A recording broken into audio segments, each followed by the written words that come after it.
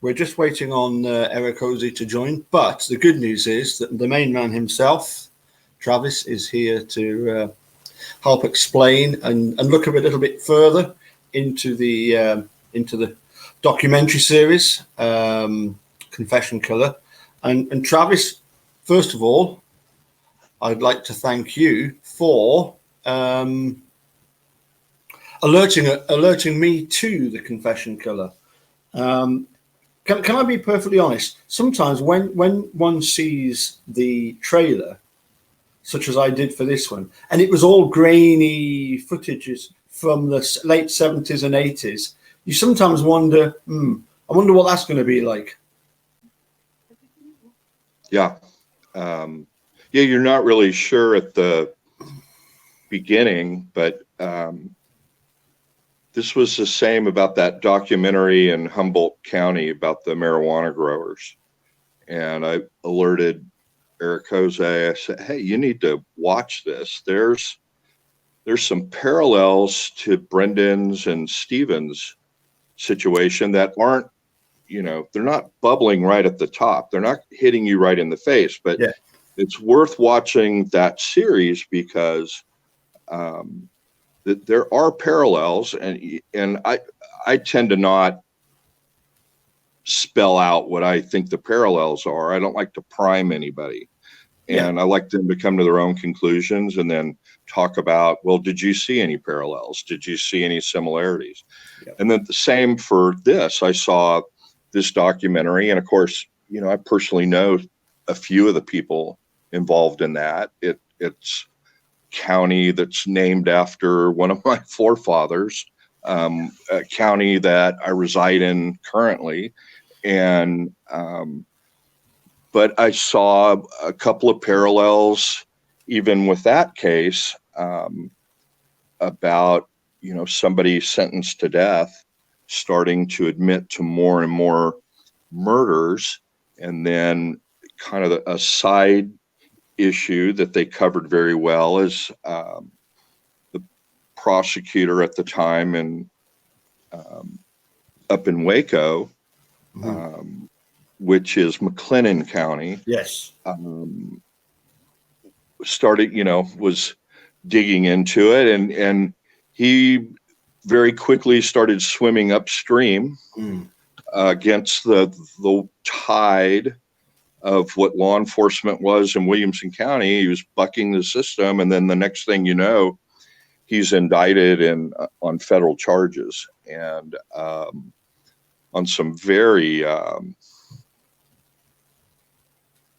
serious allegations of misconduct. And so I saw parallels, and so I wanted to commend it to you and people who were digging in the case and see what they got out of it and see if they thought there might be some parallels or something to learn from that. Or but I can't even remember the exact trailer. I just remember seeing the beginning, and I of course knew the name of because there is still fallout from those confessions in terms of cold case investigators in Williamson County and Travis County.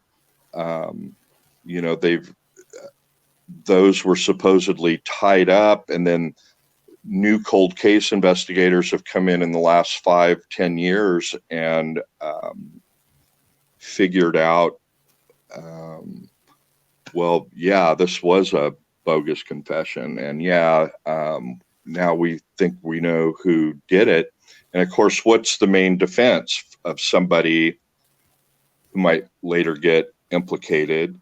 It's, well, why are you charging my guy? This guy over here confessed to this 20 years ago, or whatever the time frame was. But for me, I knew it was going to be old. It wasn't going to be the high definition cameras, but I was pleasantly surprised at all of the archival footage that was available. I was going to ask you, you mentioned about the fact that, you want people to look at it and see comparisons, and you don't want to sort of feed them to sort of, feed them to us, make us think for ourselves, try and come up with this. But I was going to say, did you enjoy watching it when you watched it? Oh yeah, absolutely. Yeah. But I think more so from the standpoint that, oh, well, I know Vic, and I know where that part of Mm-hmm. Williamson County is. I know where that is. I know all about that. Sheriff was long gone before my practice moved here and doing criminal defense. But I heard about all these people and heard about those Rangers, and then I know a few of the other people involved, but I enjoyed it that because it had a more personal thing, and it's right in my own backyard. But aside from that, it's just utterly fascinating story. Mm-hmm. With that twist with that Vic ends up representing him. Yep. Becomes his lawyer, and then it looks like, oh my gosh, I've got the key to the case with this woman. Mm-hmm. And just how just twists that you cannot come up with in fiction. Truth is stranger than fiction. Certainly was in this case.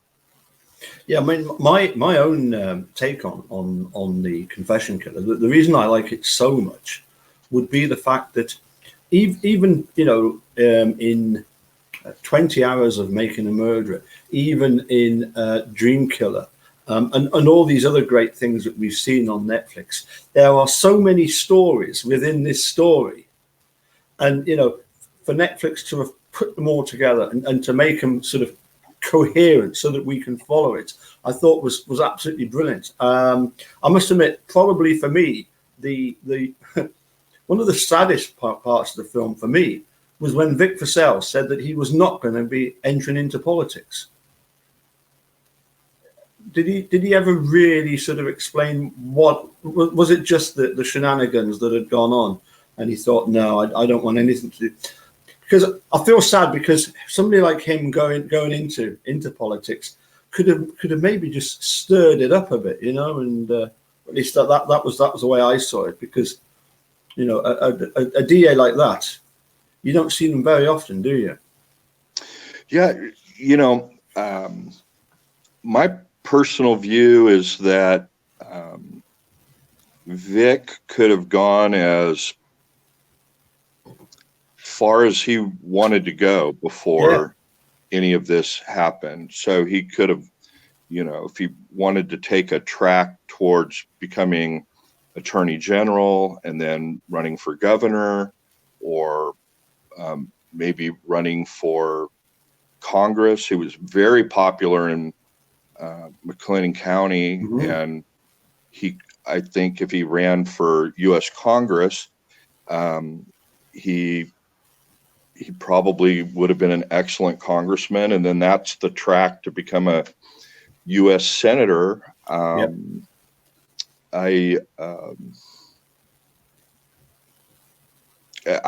don't think there was any, he's unlike me. He's very articulate in front of the camera. He's looks good on camera. He's entertaining and has a lot of interesting things to say. You saw the famous thing with him in the handcuffs, and he's gives the double thumbs up, and he's a very charismatic individual, and he is in just as much in person. And we all know people like that. They're just very charismatic, and unfortunately, that's really anymore since the advent of television. a prerequisite for, being a successful politician. So he had all of that. And then on top of that, he was and is very knowledgeable on the law, and he's a very, very smart lawyer. Yeah. I had to laugh at Bob Prince when he said that in McClellan County, one of the most dangerous places to be would be between Vic Vazelle and a TV camera. Yeah, and I thought, yeah. And what jealousy? My take on that was that,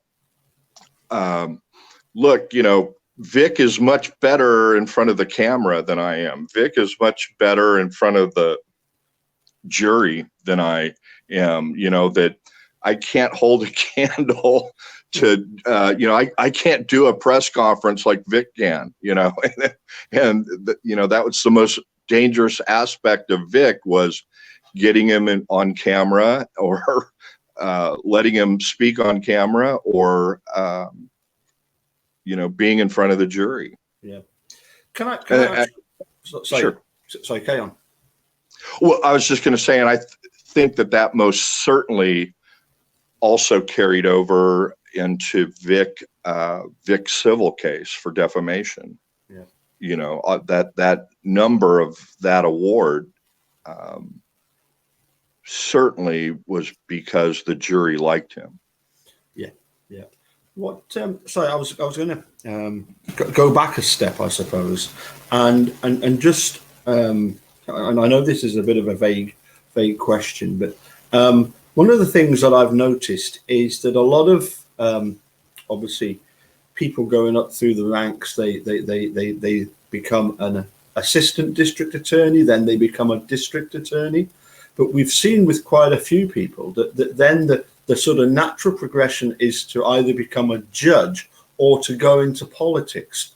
Do you think there's a particular type of attorney that particularly is suited for politics as opposed to being a judge? What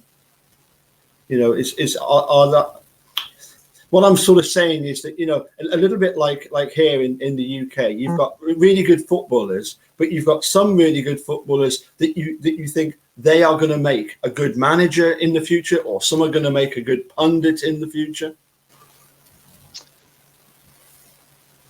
I think I know just from personal. Oh, there he is.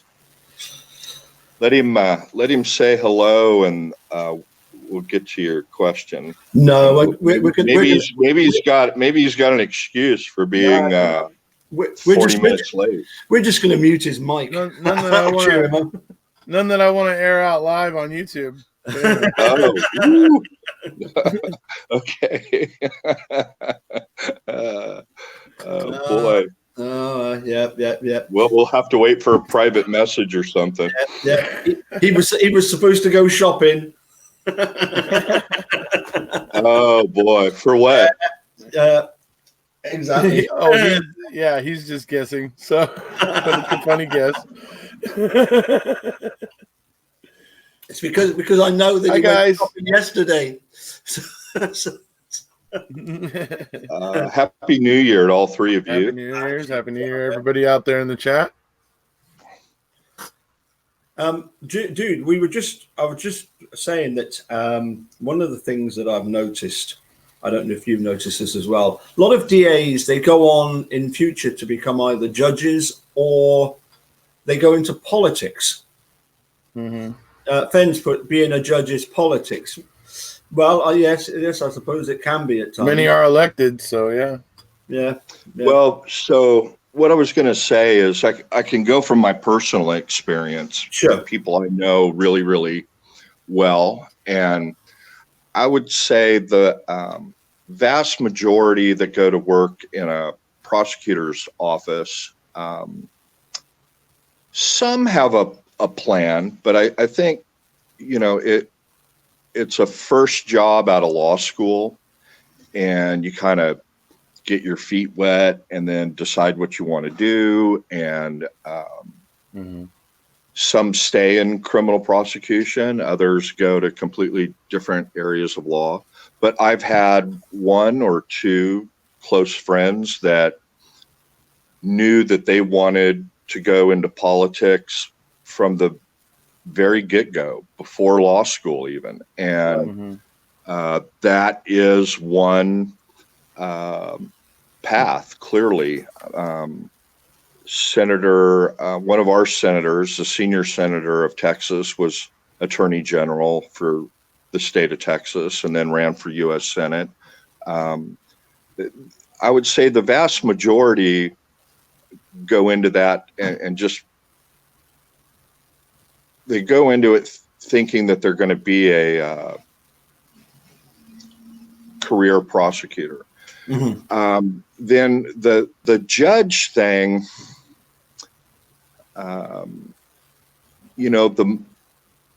the money's a little better as a judge.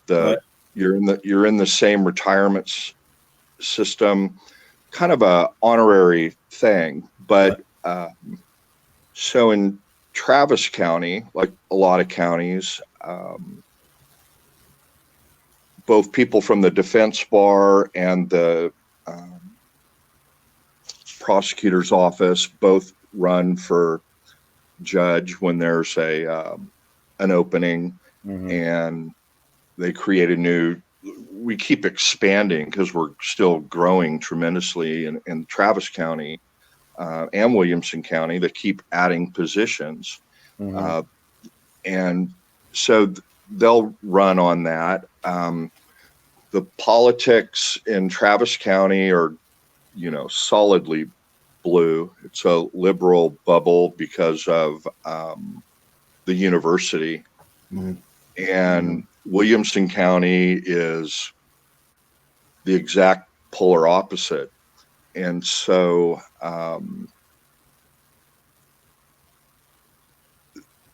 that gives advantages if you're female, for example, or if you're a person of color, and so on and so forth. And so it's interesting dynamics in how you get elected on judge. But there's a couple of prosecutors I know right now that started out in the misdemeanor courts. One, she was over there for 4 or 5 years, and then she decided to run for what in California they call the Board of Supervisors. It's the county elected board. Here it's called Commissioner's Court. You're a county commissioner. And but so she ran for that and got elected, and now she's be the equivalent of mayor for the county, but she's what they call the county judge. She's the senior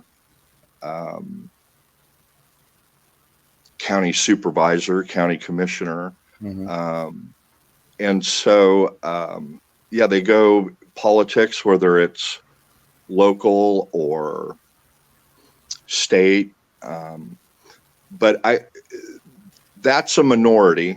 I'd say there are people that go in there and then judge. It's usually they've been around the courthouse for quite a while, whether as a prosecutor or as a defense lawyer. And so, I think where that comes from is you just kind of some people get burnt out about it after a while. And if it's a little bit more money than being a prosecutor. If you're a successful defense attorney, it'd be a major pay cut. So usually the defense attorneys that you see running in that who are successful do it towards the end of their career. Sure. Same question as I asked Travis a wee while back for Erekose here. When it was first recommended, it was Travis that recommended watching to me watch Confession Killers. He says you need to watch this, and he also, I think at the time you also mentioned that you knew personally some of the people involved. But what was interesting was that when you see some of these the trailers for the new thing that's coming out. When you see grainy footage from the late 70s and 80s, you think, am I going to enjoy this? Having now watched Confession Killer, what do you think of it? Have you? Well, I haven't finished yet. Yeah, but after I'm done here, I'm watching episode 5. So. Yeah, but I'm sorry. And I'll tell you, it's shaping up to be. I'm foreseeing a huge train wreck in 5. We're going to find out why the Texas Rangers and the task force were so unwilling to accept the facts that were flying openly in their face. We're going to find out what the motivation was for them to deny and to want to bury that and deny it and what all. We're going to find out who actually did kill the people in Jim Boutwell's jurisdiction. Mm-hmm. And I'm actually expecting a huge train wreck, like a shocking thing, like something shocking along the lines of, it turns out Jim Boutwell killed those 3 people because they knew something. You know what I mean? Like, I'm almost expecting it to be that shocking, but hey, it's real life. It may not be that shocking, but the way him and Henry Lee Lucas are so buddy in Georgetown and all that sort of thing is interesting to me. But another thing about Henry Lee Lucas, folks, is something that's kind of sat with me, is that I think maybe he palled around with somebody who maybe got up to this sort of stuff, and that maybe he was a tag along for somebody else. Notice when he does his confessions, when you listen to Henry talk, he says, we picked them up here. We shot them here. We did this. We did that. It's always we. It's like, well, who's we? Well, he's talking about the Otis fellow, isn't he? What was his name? Otis. He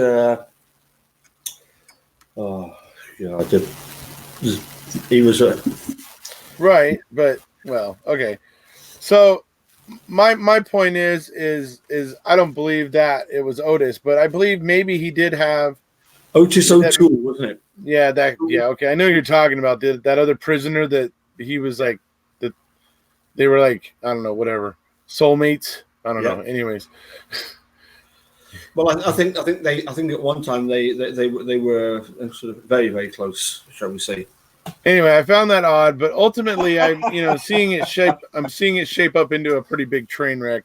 So obviously I'm curious to see who actually killed, especially the young couple. That one particularly had my attention. I was wondering what happened to that young man and that young lady after their car ran out of gas on that highway. Mm-hmm. And so it looks like in episode 5 we're going to get the answers to that. So that's okay. Going to be interesting, I assume. So I was also saying to Travis about how I was somewhat disappointed when at the top of the steps going into some building, Vic Fussell says that he's decided that he's not going to enter into politics. Right. I thought was for me, that was disappointing. I think it's a loss for us. Yeah. And I think we can place that loss at the feet of the Texas Rangers as well. Another casualty from their bad handling of this situation. And like I said, I haven't even seen the 5th part yet, so I don't even know what actual fallout came yet. Well, okay, then even having only watched 4 episodes, for me, what I find amazing is that there are more stories within this story than I've ever come across before. That there are so many different parts to this, the whole, and the question of, what was, okay, so Henry Lee Lucas, he came out with this, so what are we going to do about the other 100? Yeah. And you see the judge going, what did he say? What did he say? And taking it all seriously. Right. I believe he was saying that for scandalous kind of attention. Absolutely. Yeah. I mean, it's almost like a delaying tactic, before we carry on with this trial and you look at me, you better get your experts looking at all these other ones that I've killed, Right. Right. I mean, if they did the job properly and looked But that's what they should have done. They should have said, right, okay, name these people that you claim that you've murdered, but no, all we get is him being fed a load of information. I mean, that one scene where he says, "Oh well, we killed the boy there, and then it was about 55 miles up the road that we did the girl," and Jim Bartle says, "Oh well, it was actually 56, but you know." Right. Yeah. Oh no, and they point to that later. Where that's proof that Jim Boutwell was feeding him information, because they eventually completely clear him of it, as they're saying near the end of 4. And they're saying because they can actually clear him of it because of DNA, they know by watching that recording of Henry Lee Lucas talking that somebody had to give him that information for him to be able to say it, because they know he didn't do it. Mm-hmm. And so that's where it started to implicate these Rangers. And, you know, I'm reminded of the comment that one of the Rangers uttered at the very beginning. I think it was in either the end of episode 1 or near the beginning of episode 2, where he talks about becoming a Texas Ranger. They tell you, son, there's nothing you're going to be able to do to add to the reputation of the Texas Rangers. Yeah. But what you want to make sure you do is not to take away from that reputation. That's what you need to focus on, right? And so that's like this mantra, right? But it's like, okay, where'd that mantra go in this task force? Because you guys completely made a pig's ear out of this thing. You know what I mean? Well, only because they got caught out. Well, hey, look, I'll tell you what. Something that really struck me, that really pissed me off, is when they were going after Nick Fazell. You hear those two Rangers going, "Oh yeah, he had a vendetta for law enforcement. Oh, he had it in for law enforcement. He had an axe to grind, like for no freaking reason. Like they think he just up and hated them. It's like, but then you go back to listening. What was the reasons for Vic? What was his reasons for getting into criminal justice in the first place? Because he so admired the Texas freaking Rangers. That's what got him into freaking law enforcement. He started off at the academy. He was probably well on his way to becoming a Ranger. But somebody at the academy was like, "Kid, get the hell out of here and get your ass to school." And then he did. And upon going to school, he decided, you know what? Okay, I think I'm going to be a district attorney. Mm-hmm. And he decided he was going to be even more. He's going to be able to do more effective change in his lifetime, obviously, by taking that route. But so he's an impressive guy. But for them to say that when the Texas Rangers were the thing that inspired him to become what he was and to do what he was doing, and for them to try to say he had some axe to grind for no reason, he was just some kind of malcontent, like I was just like, oh, that is just horse shite. Okay. Travis, I've got a question for you. We know that obviously Vic Fazell, he won election as the DA, didn't he? He won his re-election, even despite the slanderous way that Channel 5 went after him, obviously fed by that Colonel Jim Adams, who came across as just as bent as a £3 note. But although in McClellan County, obviously Vic Fazell was re-elected, do you think in general that the public want ethical DAs? Or do they simply want people that have lots of convictions? What is it that sells well as far as being a DA? Is it being very ethical, or is it conviction after conviction after conviction? Everybody feels safe. I would imagine it depends on where. But go ahead. Sorry. Overall, I think not just Texas, but Texas in particular, they want law and order people. That's what gets you the vote. For DAs, that's hugely important. Law and order, and in McLennan County, that would be very, very true. And I remember he had a very, very high conviction rate. I mean, he was doing very well in that department. So. Yeah, so that's what they look at. They when it comes to ethics, they don't want to see, if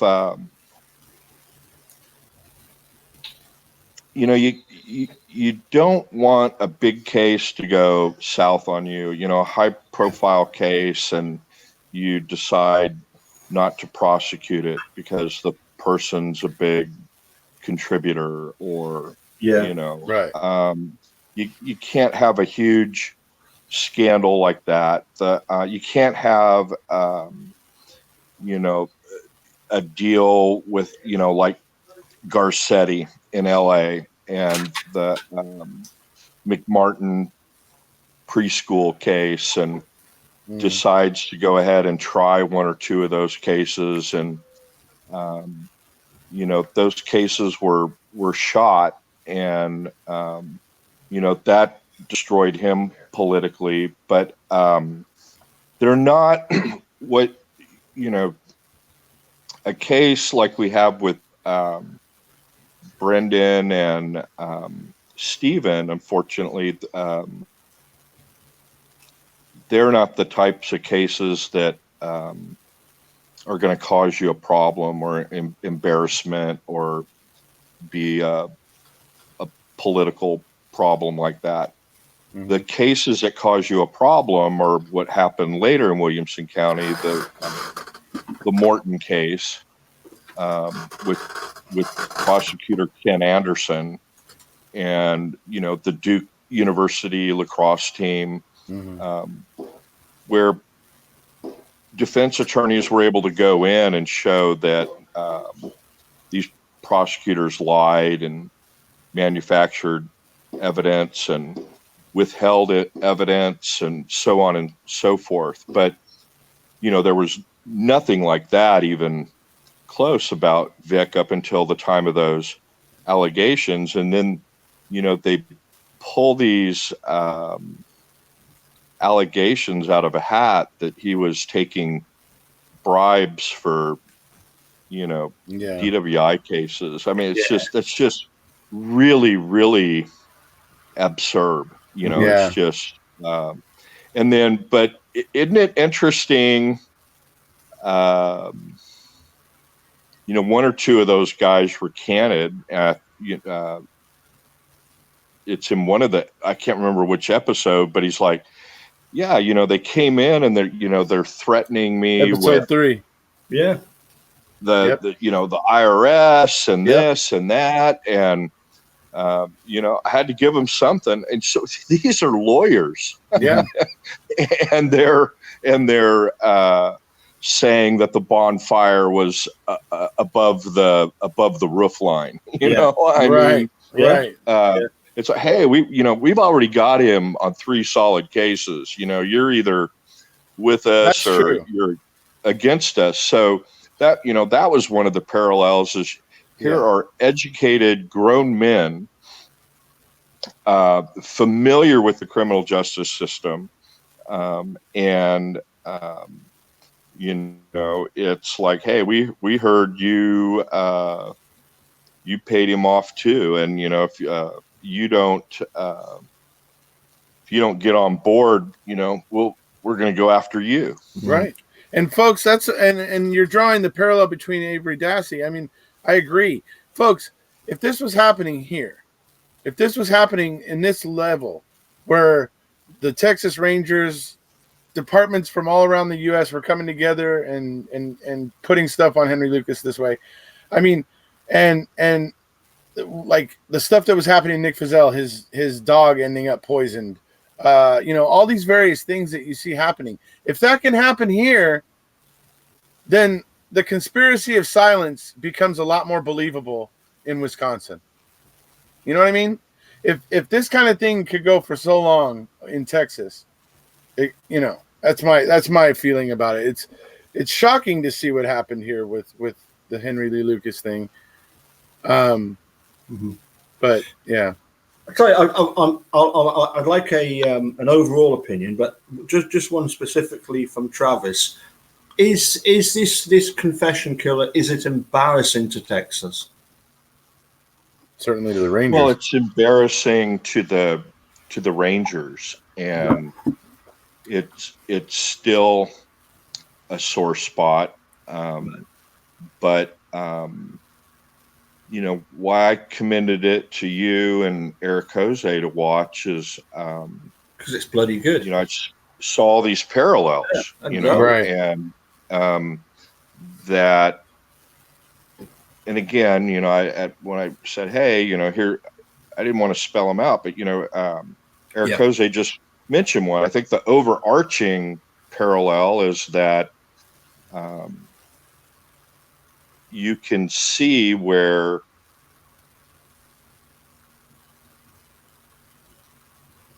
the motivation doesn't have to be a $36 million lawsuit. The motivation can be the Blue Brotherhood clicking together. Click, click, well, click.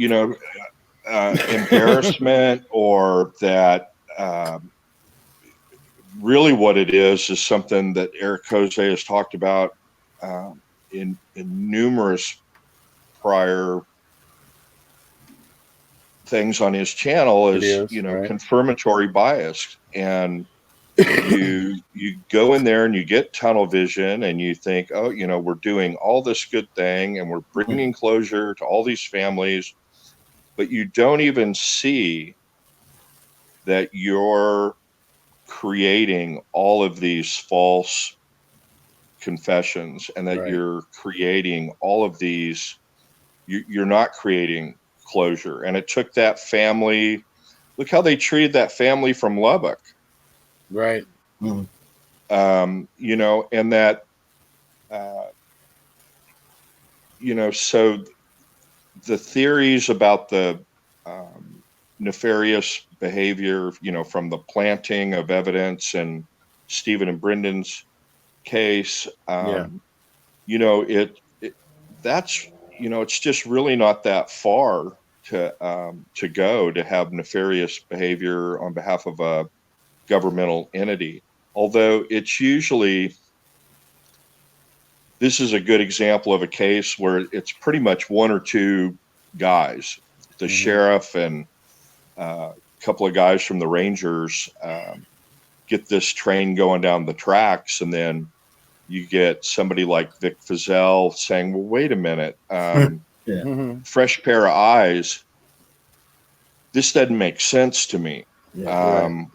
What's going on here? Or a family being told, hey, this is what happened to your daughter, and we're really sorry. And they're like, well, wait a minute, that makes no sense to us. And and then they're told, well, you're just bereaved and grieving, and we're the case is closed as far as we're concerned. But but then there's numerous sub issues that I found very interesting that were a parallel with the situation in Making a Murderer, and and then it had its funny twist with that manufactured witness that they tried to blow by Vic. But to me, that was just a testament of how smart a lawyer Vic is. He's not going to let the wool be pulled over his eyes. He's not going to be conned by a con, because he's been around him enough as a prosecutor, you know, and then ended up taking on his defense, and then seeing that he was trying to be conned, and then he got off of that very, very quickly. But I just found it's worth a watch by people who are familiar with. I thought it was hilarious that Vic Feazell's lawyer sounded like Ron White. I was like, every time he talked, I was waiting for the punchline. I mean, that guy sounds so much like Ron White. I love Ron White. So okay, question for both of you. And again, this is a bit of a sort of open-ended thing, but is it fair to say that some people, where therefore would accuse other people of being anti-American to simply question law enforcement? That somehow, people are being unpatriotic by even questioning. Some people might suggest that. I'm sure there's a group of people out there that would suggest that or think that way, but I don't know. I don't know if it's a great majority.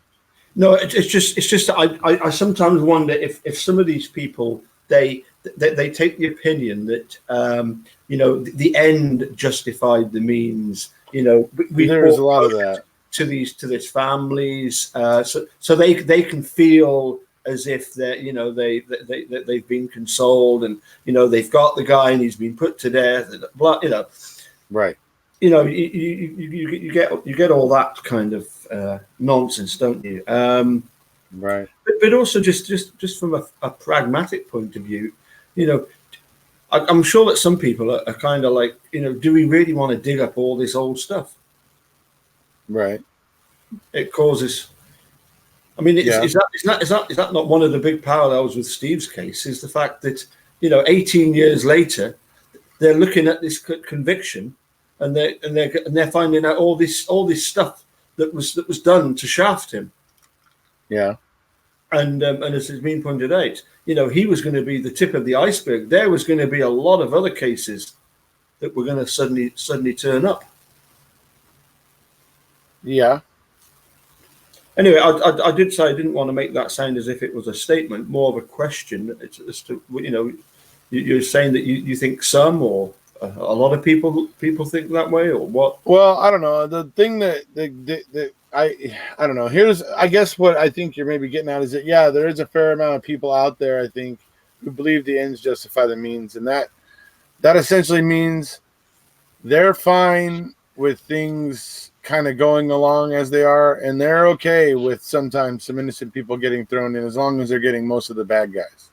Mm-hmm. I think, honestly, people have a rationalization in their head that they're fine with that. If there's a bit of collateral damage, then it's like, oh well, it's only small numbers, right? It's minimal, so okay, and they can somehow write it off and be okay with it. Mm-hmm. I personally am not of that mind, but in the same token, I'm not like open the cell doors and let them all out either. I'm very, very cautious. Yeah. What struck me was when they started going after Vic Purcell. You're wondering, hold on a sec. This isn't just a fight between good and bad. This good and bad is on all these different corners. There's everybody fighting against one another. This is crazy. Yeah. You've got a DA that's exposing what's going on, and then you've got these other guys trying to shut him up, trying to shut him down.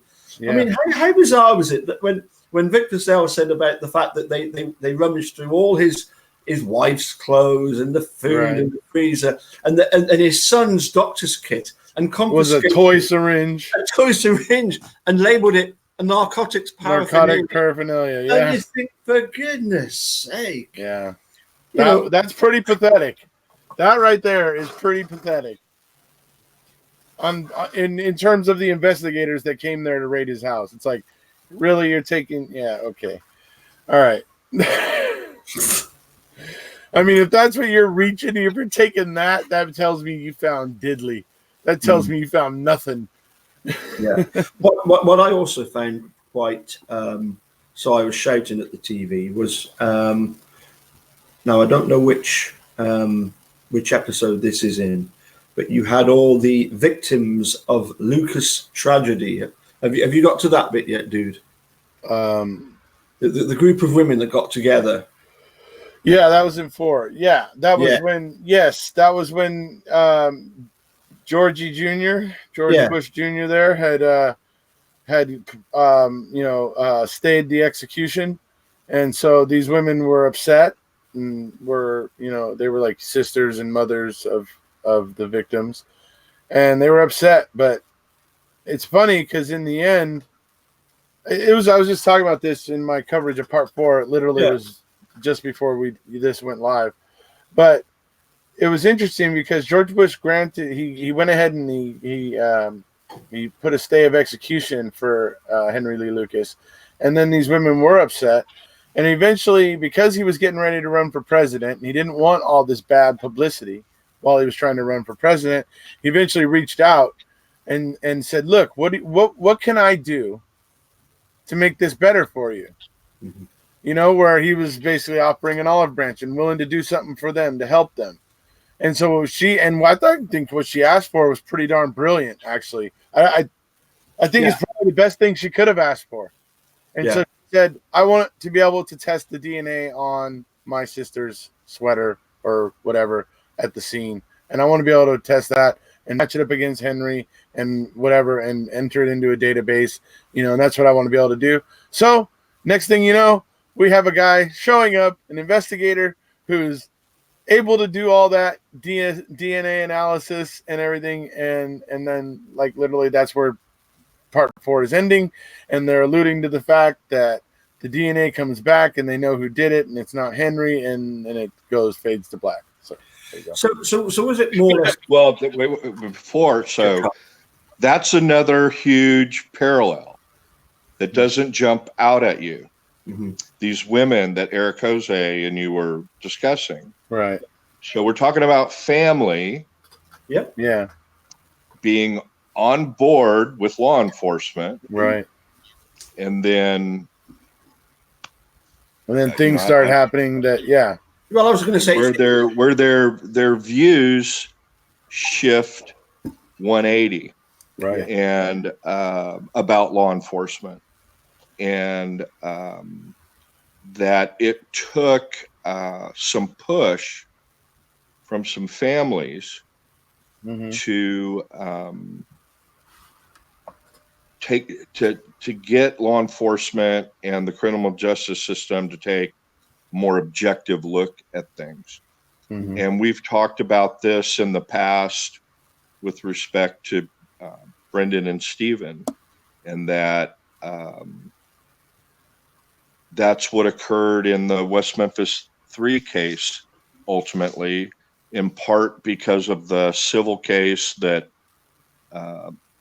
one of the stepfathers of the victims filed, and in part because of some evidentiary hearings that were able to be conducted in the case. And one family member in particular, Mark Byers, attended all of those hearings, and he heard the testimony in court, and ultimately he got spun around and went from being one of the biggest supporters of law enforcement. We love law enforcement. They bungled this. Mm-hmm. And so that's another parallel that doesn't jump out. That it jumped out to me in watching this documentary.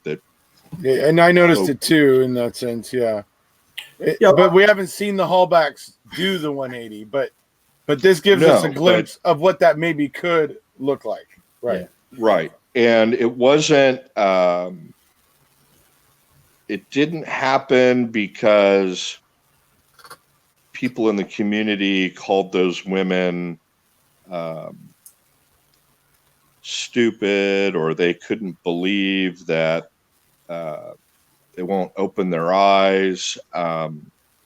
That's something that just has to come with self-realization.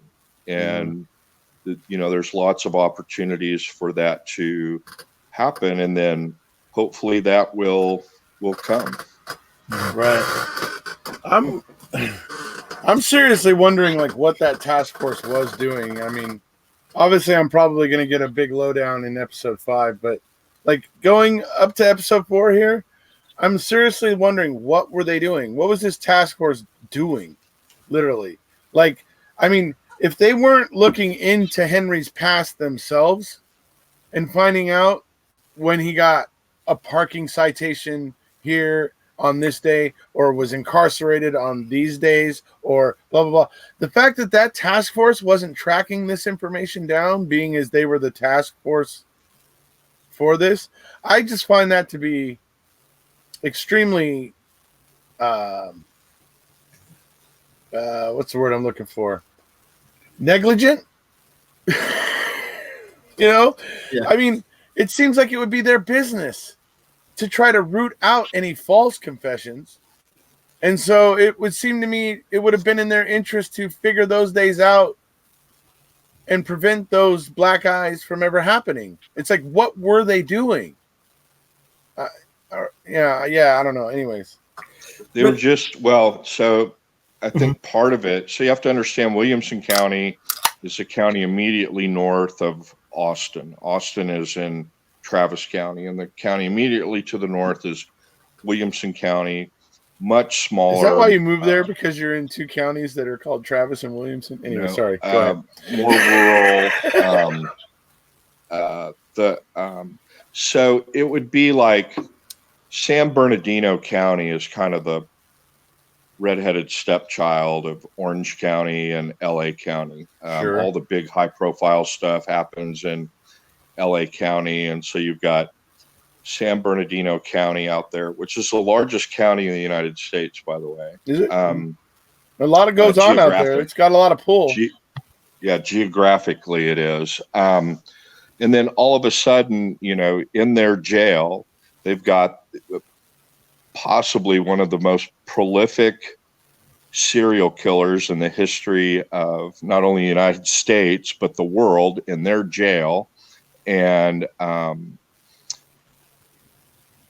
you've got a guy, a convict, a suspect that is very apt at manipulation, that just has a very, very devious criminal mind. He would have been an awesome white collar criminal, but he knows how to play the system. And so this small town sheriff, at the time, small town, before Dell set up their headquarters in that county, but Right. It's just a cow county, and Right. now they're in this. He's in the center of the.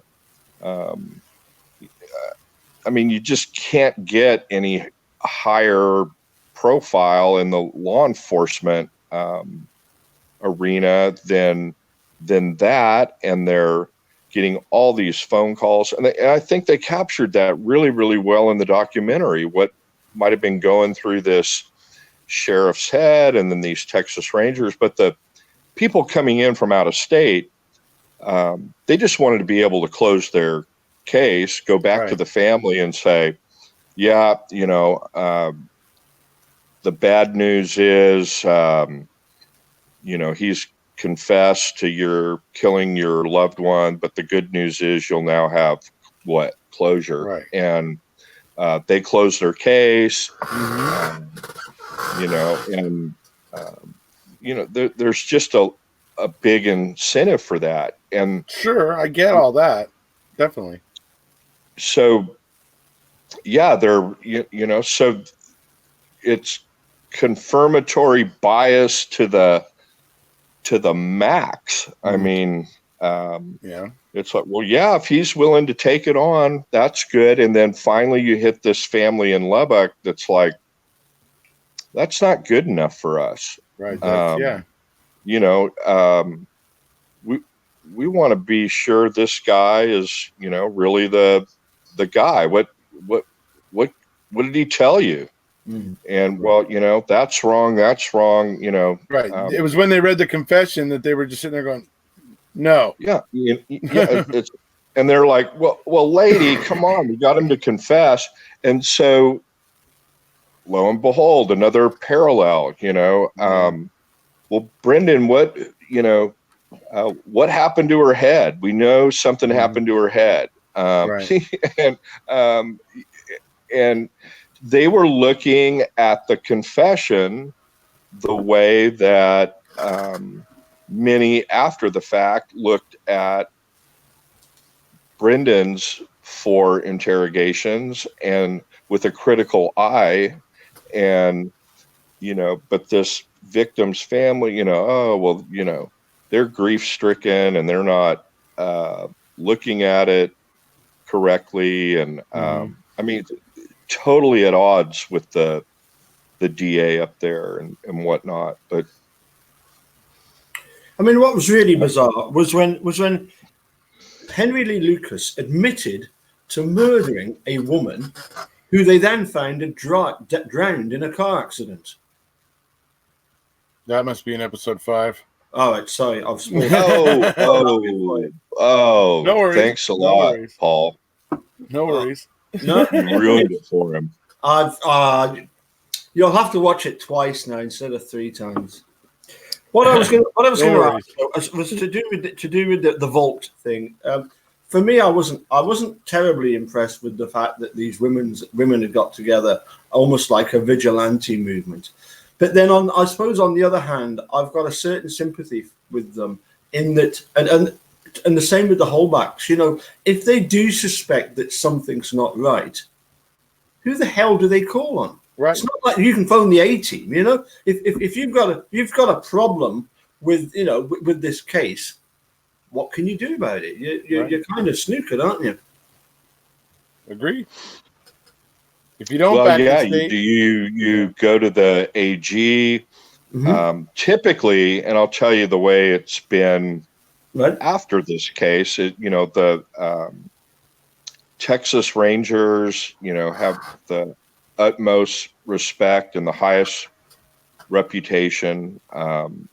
Again, I'm not sure how much it dipped at this time because it was before I was really around, but so you go to the Texas Rangers but you're limited in the states, either the AG's office, and if they're not on board, and the Rangers aren't going to go against the AG, then and the local sheriff isn't on your side, then the only other alternative is to go to the media and hope the media bites. Of course, now there's many more outlets on social media and whatnot that you can try and go to, but that's really it. You can go to the FBI, and if there's some sort of federal corruption going on, or that it might possibly involve. Now, with him, it would clearly fit the definition, and they could look into it, and they could ask for help that way. But that's what your recourse is. Basically, a bunch of options that aren't likely to work out for you. We're gonna because we've done an hour now, and I was just wanted to just check through that we've got some of the best comments. I think this was a good one. All right. Followed by. Yeah, there you go. There you go. Anyway, I don't know why this thing. Hey, at least Fen comes on your videos. She hasn't came on any of mine today. Has she not? Oh, it's Fen. Fen, yeah. The Fenorino. Yeah. It's strange, that, isn't it, dude? Fen, she's a fan of short jokes. Yeah. So she's also a big fan of Kevin Hart. Yeah. Who did actually? She loves him. Okay. Oh, that turned out a dud. I thought, well, this is going to be a good parallel. I got through about 3/4 of the first episode, and that's it. So maybe Fen will watch it, and she can tell us all about it. What, on the Kevin Hart thing on Netflix? Yeah. Ah, I thought it was going to have a lot of First Amendment stuff in it, but it fizzled. yeah. It ended up just being him blowing hard, being a blowhard. He thinks an awful lot of himself, but anyway. Just him and his family and his business and Yeah. how busy he is. Yeah, I thought it was going to be more about the comments he made as part of his public persona, and that resulted in him facing possibility of major sponsors pulling out, him not having him He his made some opportunity to controversial host statement, right? host the Academy Awards, and that got yanked. They didn't want to touch that, and that. But Yeah. in any event, it's not really too much about that. So I ran into a dead end on that. But I would think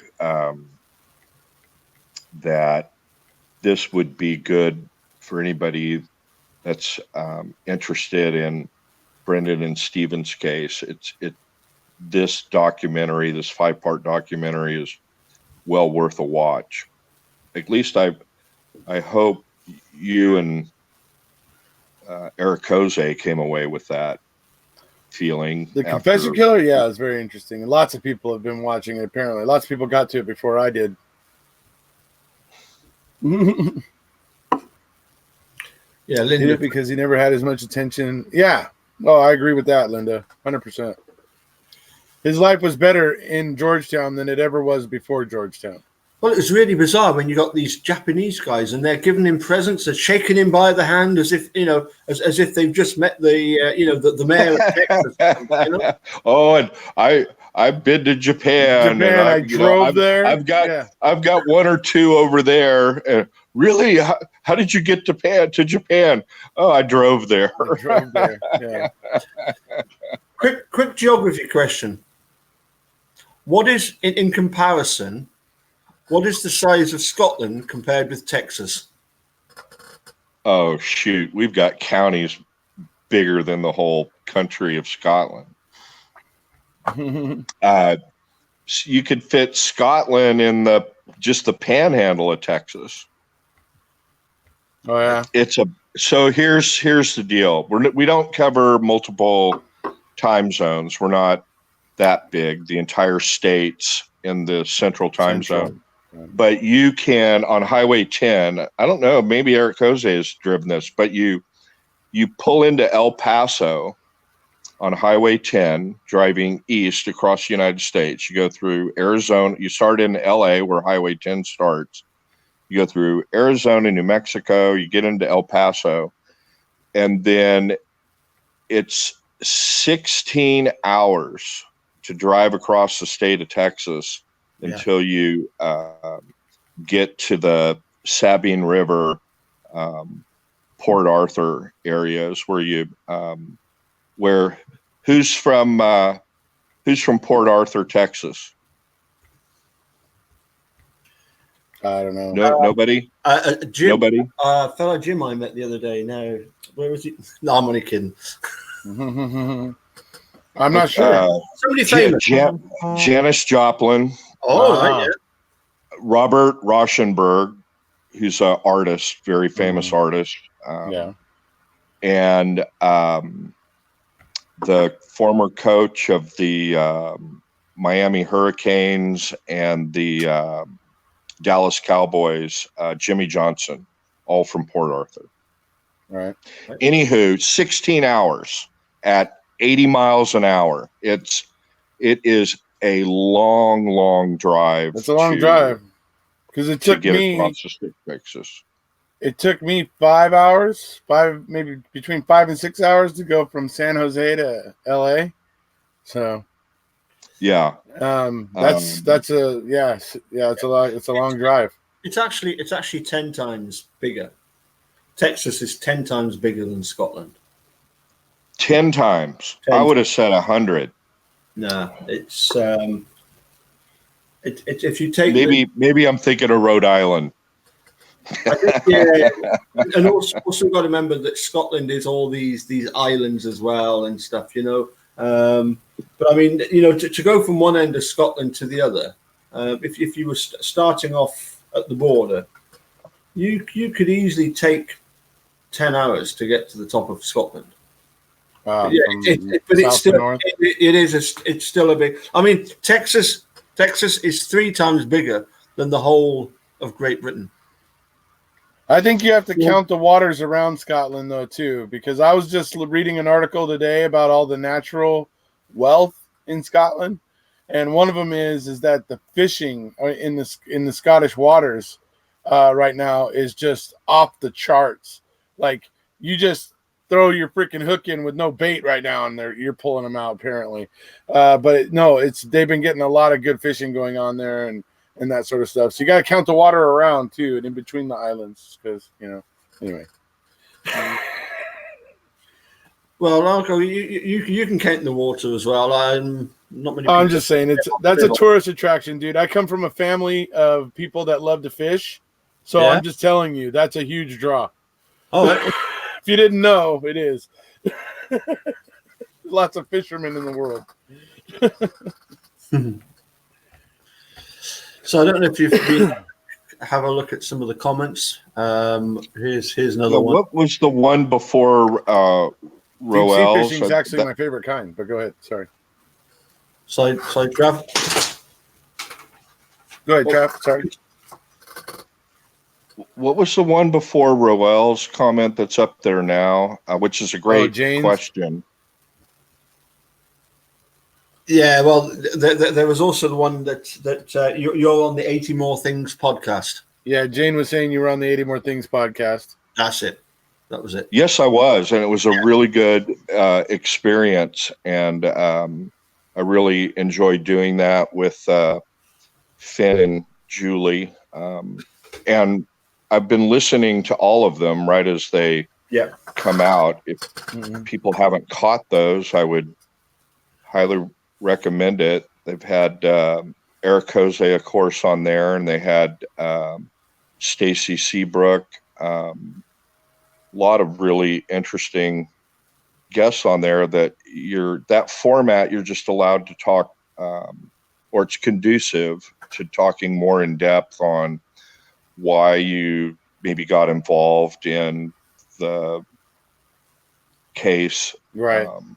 To begin with, and why you stay in it, what is it that keeps you involved in the case, and so I had a really, really good time on that.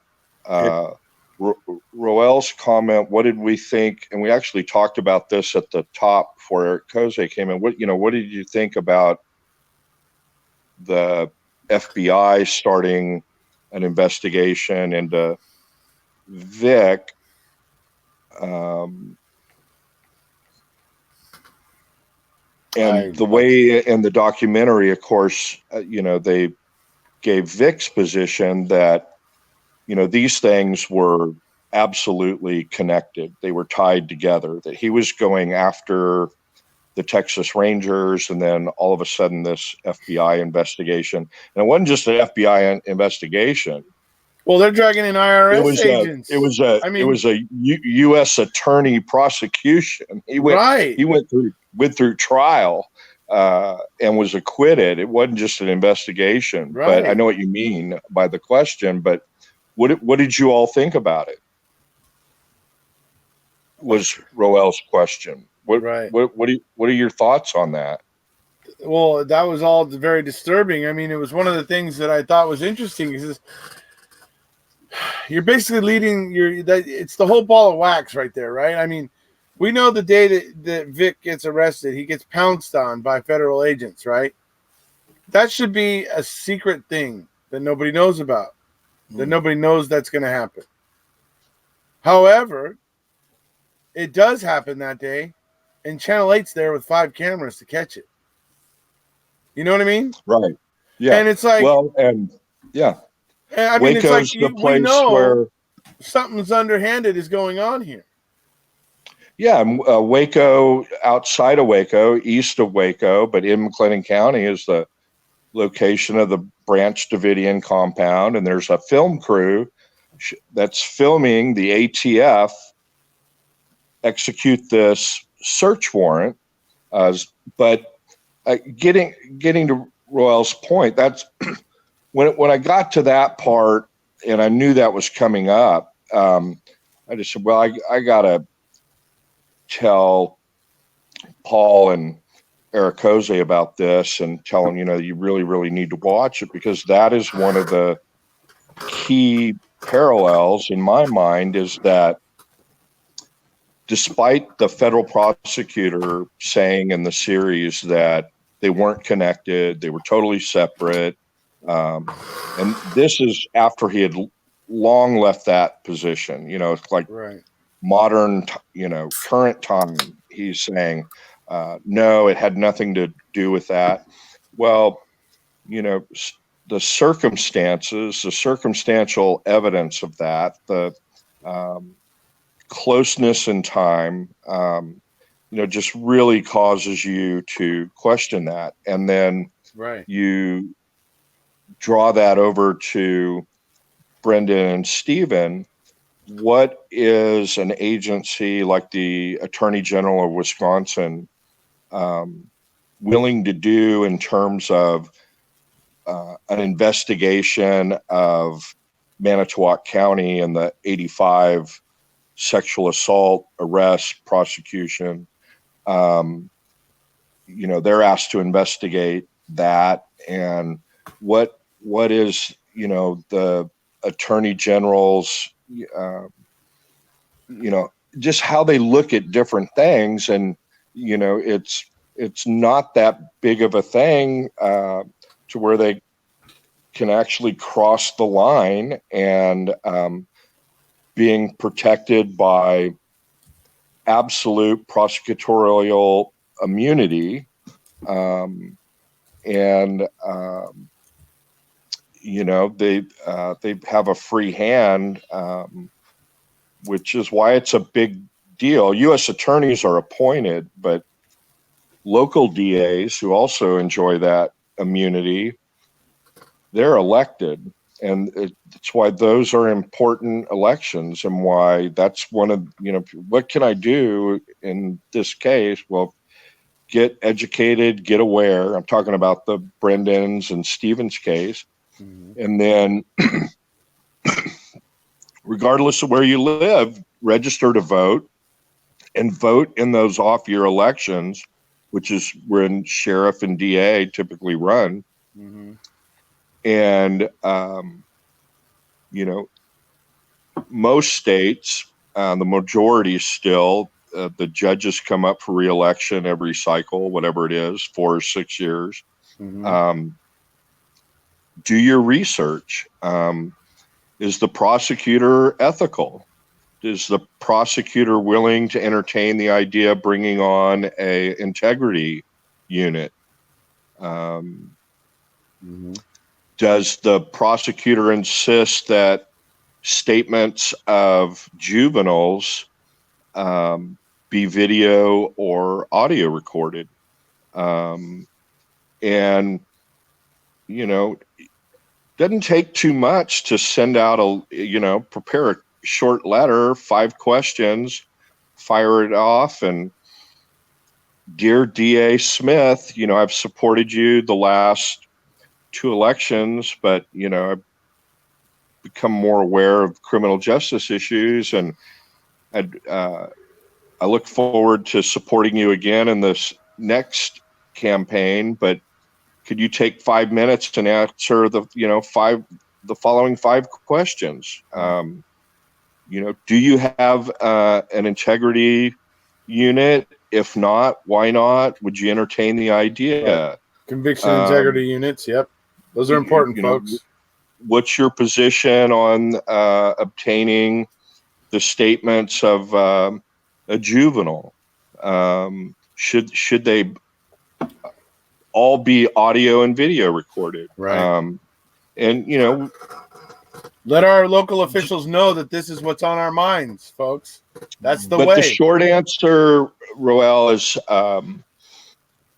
what did I think? I wasn't surprised. I've seen that in other places and whatnot. There's actually a much more egregious case in that same county, the Michael Morton case. Yeah.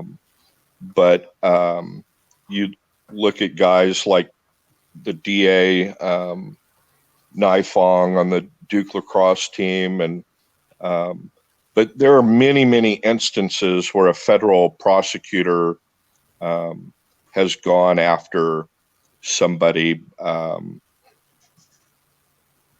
because they've just rubbed a politician somewhere the wrong way. Yeah. Okay. I think we've covered quite a bit there. Certainly, I'd like to thank you for joining me. And what we'll do is, if we wait till the dude has finished his fifth and final look at the confession killer, maybe we can have another tomorrow night. I'm gonna watch it right after we're done here. Oh, good. Have you posted number 4 yet? Yes, it aired right before this. I uploaded it for 4:45, and I think this started. Anyway, I uploaded it. Yeah, 4:45, and this started at 5:30. So anyway, yeah. Excellent. That's here for you. That would have been 7:30 and 6:45. Anyway. and I'd also like to thank everybody that's joined in on the chat. Can I put in a plug? I need to make a plug. Go for it. In Discord right now, if you have any interest in doing research and you've maybe done research in the past on the case, or you've wanted to do research but just didn't know where to start or what you could do, right now in Erekose's Discord channel, we have a project going on. There's a subsection in Discord called Legal Corner, and then a subsection under that, Legal Questions. And we're doing a project where we're going through some of the post-conviction motions to identify expert witnesses and their affidavits. Roel is helping me with that tremendously. Cherie, Finn is going to become involved. But anyway, if you'd like to do some research and be recognized, if you don't want to be recognized, that's fine too. You could do it anonymously, but I'm going to recognize everybody that helps on it. And it's just so that we can get some information together, hopefully over the next several days, so that we can finish up some notes. And then those are going to be converted into slides. And then Erekose and I can do our comprehensive overview of Catherine Zellner's brief she filed in the appellate court. But you can check that out on Erekose's Discord, the Wrecking Crew Discord. Right. And obviously, you guys have all seen my layman's kind of evaluation, but I know you guys have been eager to hear Travis's legal evaluation, so it'll be great to get to that. So. Yeah, we wanted to make it more on the legal aspects, and so I wanted to, in order to do that properly, we really need to know the evolution of what Kathleen has done since she came on board in 2016. Right. All right.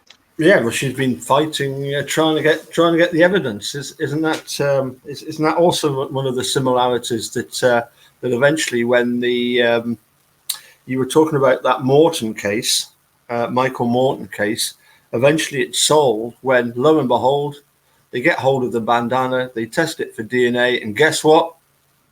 Mm-hmm. Yeah, it's And then, but we'll save that for another time, Ben, when we've got a bit more. yeah, but Yeah, no, wait. that Let the dude catch up. Sorry, Trav. Well, like I said, right after this. Sorry, Trav. You were We'll saying watch episode 5 right after this because I'm intrigued to find out what was going on. So there you go. okay. Well, as I said, I'd like to thank everybody that's joined in. Even if you're, we've got this a guilter called Roland Downs. This case would be renamed "Making a Millionaire." Well, I don't know of any of us making a million at it, so Yeah, right. have your facts wrong there, pal. But I would like to thank as well. I've been inundated with people telling me that I've made it up to the 1,000 subscribers, and I believe also Stacy is up to the 1,000 as well. Yep. So We can expect a live from him soon. Fens all over him. Well, it takes a bit longer than that, I'm afraid, to do a live from your mobile phone. Oh, really? Yeah. It's they've told me I can go live, but until you get all this key stuff that you're on about. Wow, you should be able to go live right from the YouTube app itself. No, You just hit go live. I've tried. Yes, I've clicked on it. It keeps coming up. You're not eligible yet because we've recently changed it. Anyway, I'm not. Maybe you need to resync your app. Maybe your app doesn't realize that your status has changed. Maybe. Yeah, I would check something like that. If nothing else, delete the app and re-download your YouTube app and re-sign in, or sign out and sign back in. Maybe that'll shake the bugs loose. I don't know. So yeah. Okay. But if you should be able to go live now, you should be able to go live from your phone. And literally, you just go to the little camera button up there, and it gives you two choices: upload or go live. You hit go live, and it does it right there. You name the video and everything right there, and So I get 3 options. Oh, well, yeah. Oh, yeah. Now there's a post, right? There's a post. Yeah. So I mean, the app must be up to date, mustn't it? It's somewhat up to date, but for some reason, behind. Well, whatever. If you see go live, that should work. Okay. So it should work. Anyway, so like I said, sometimes things get locked up, electronics, whatever. It could be either number one, deleting the app and reloading it, or maybe just signing out and signing back in. I will take your advice on that one, dude, because usually your advice is pretty sound advice. Okay. And I do listen to what you tell me. Honestly, I do. Yeah, I know. I'm sure you do, and I appreciate it. We just got to get you some editing software now. Oh, I think not because I think I think your stuff is fine without it, but just so you'd be able to get a little trickier. And I think you're going to need to learn how to avoid the copyright issues. And that's what editing software can help you do. Yes. I was well aware of the fact that you were being you were being a bit cute there. Anyway, we're going to say cheerio because we've got some very sad news that.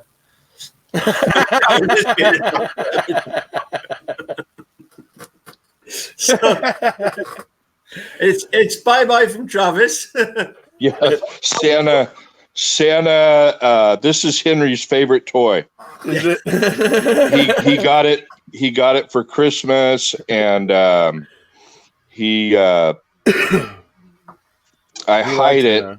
He finds it, then he comes in and brings it back to you. Yeah. So, did you want the song "Bring Me Back to You"? Yes, please. Thank God you're in my headphones and she didn't hear you. Yes. Go to sleep, Alexa. Right? Go to sleep. I'll play with you later. Wait, I have a quick question. Geographic. Yes.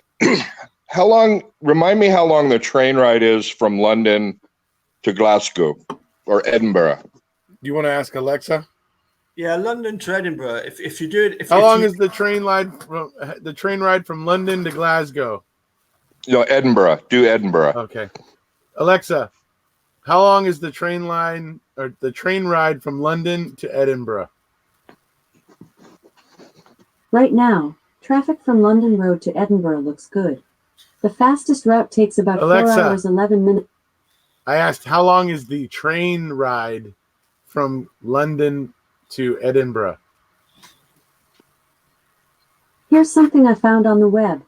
According to ricksteves.com, the train ride from London to Edinburgh must be 4 or 5 hours. I've never done it. Okay. Well, there you go. That's 2 bits of information.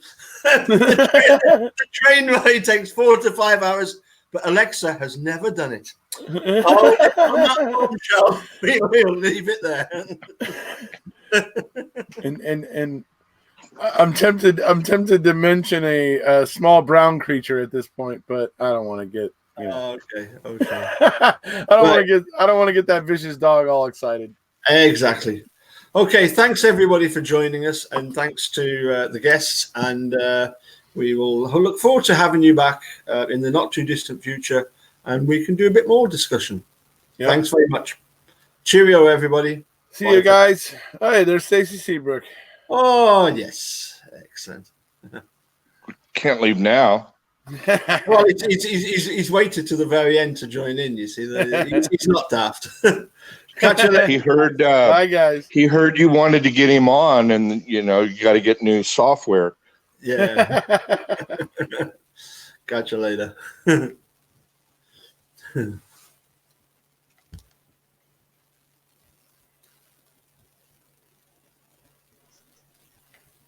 Y'all there? Yeah, hang on a sec. It's just